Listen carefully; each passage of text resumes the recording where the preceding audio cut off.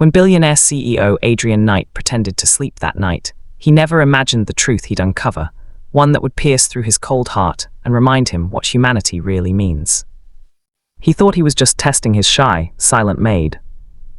But what she did when she thought he wasn't watching changed his life forever. Chapter 1: The Silent Girl in the Mansion.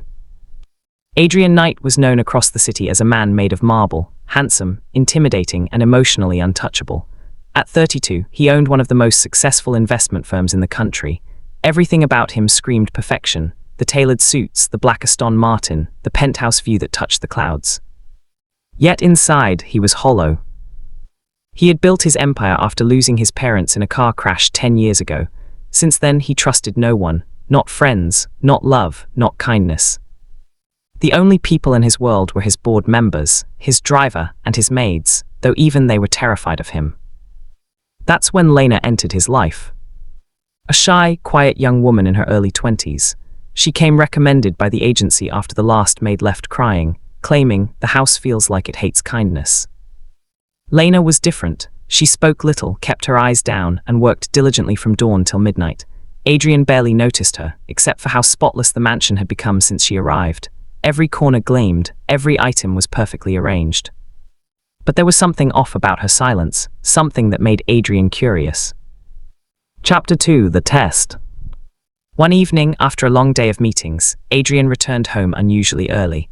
He walked into the living room and saw Lena kneeling quietly, wiping the marble floor. Her small hands trembled as she worked, but her movements were graceful, almost humble. When she looked up and saw him, she quickly lowered her gaze. "Good evening, sir." Her voice was soft, almost too soft.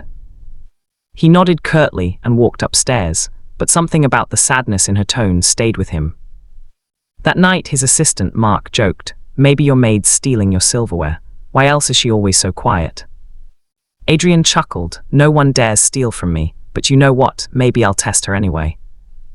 The plan was simple. He'd pretend to fall asleep on the couch downstairs and watch what she did when she thought he wasn't looking. Chapter 3: The Night of the Test. The next night, Adrian intentionally stayed late in his office, then went to the living room and lay down on the couch. He made sure to leave his gold watch and wallet on the table beside him, an open temptation. He closed his eyes, slowing his breathing, pretending to sleep. An hour passed, then he heard the faint sound of footsteps, soft and hesitant. Lena entered. She looked at the sleeping CEO for a long moment. Her eyes lingered on his face, not with greed but sadness. Her lips trembled as she whispered something he couldn't hear. Then, to Adrian's shock, she walked to the table. He waited for her to take the watch. Instead, she picked it up carefully, polished it with her cleaning cloth, and placed it back gently, as if protecting something precious. Then she knelt beside him and whispered softly, "Sir, I hope you find peace one day. You look so tired." Adrian's heart skipped a beat. She wasn't supposed to care about him. Nobody ever did. But Lena wasn't done. She pulled out a tiny piece of paper from her apron, unfolded it, and read it quietly. Her voice quivered as she recited, "Even when no one sees your pain, be kind, because kindness never goes unseen, by heaven or by hearts." She placed the note under his phone and walked away, wiping silent tears as she left. Adrian's chest tightened. Something about that moment felt human, painfully human. Chapter 4: The Hidden Past. The next morning, Adrian couldn't stop thinking about her. When Lena entered with his coffee, he studied her carefully. "Did you come downstairs last night?" he asked casually. Lena froze, her face pale. I just cleaned the living room, sir." He noticed her fingers tremble. She was terrified he'd fire her. Instead, he said softly, "You're very hardworking. How long have you been doing this kind of work?" She hesitated. "Since I was 16, sir. My mother got sick, and I had to provide." Her words hit him harder than expected. 16, that was when he lost everything too. Adrian found himself saying something strange for a man like him.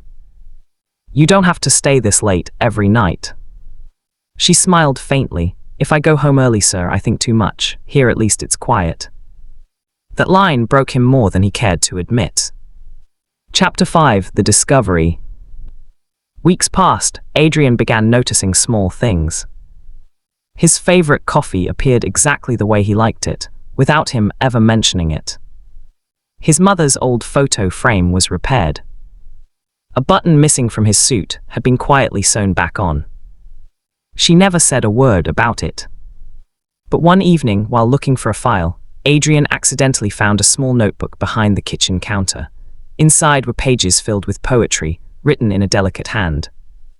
Each poem spoke of loneliness, loss, and hope. At the bottom of one page, he read, "He's the coldest man I've ever met.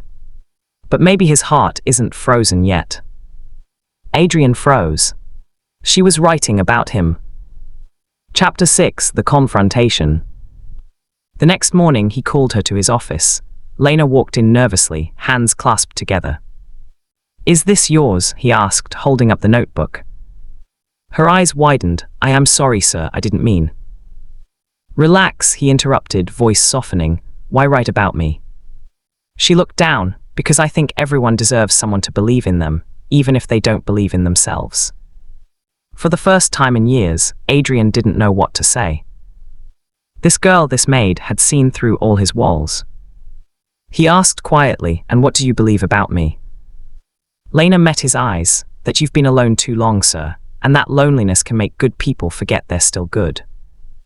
Chapter 7: The Storm. Days turned into weeks.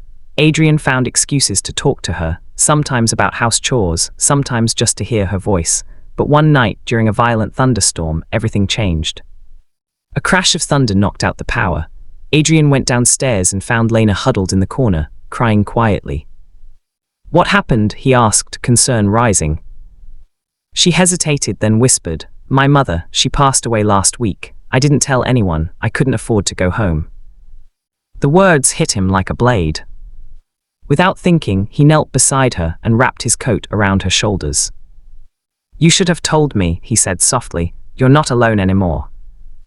It was the first time in his life he had comforted someone, not as a CEO, but as a human. Chapter 8: The Change. From that night, the mansion changed. Laughter slowly returned. Adrian began eating breakfast in the kitchen instead of alone in his office. Lena started humming softly as she cleaned. People in the company noticed the change too. Adrian smiled more, shouted less, even donated a part of his income to help domestic workers in the city. When asked why, he simply said, "Because kindness deserves to be repaid." Chapter 9: The Final Test. Months later, Adrian decided to surprise Lena. He offered to sponsor her education, something she had quietly dreamed of but never voiced aloud. But before she could thank him, she said softly, "Sir, if I leave, will you still be okay?" He smiled. "Because of you, I finally am." That evening, Adrian went to his study and opened her old note, the one she had left beside him the night he pretended to sleep. "Even when no one sees your pain, be kind." He whispered the rest aloud. Because kindness never goes unseen. And for the first time in his adult life, Adrian Knight felt peace. Epilogue: 2 years later. 2 years later, Lena stood on a university stage, wearing a graduation gown. In the front row sat Adrian, no longer just her boss, but her family, her biggest supporter. When her name was called, he stood and clapped louder than anyone else. After the ceremony, she hugged him tightly and whispered, "You see, sir, kindness really does come back." He smiled. "It always does, Lena." Sparkling heart moral of the story. Sometimes the smallest act of kindness can melt even the coldest heart. Never underestimate what your goodness can awaken in someone else.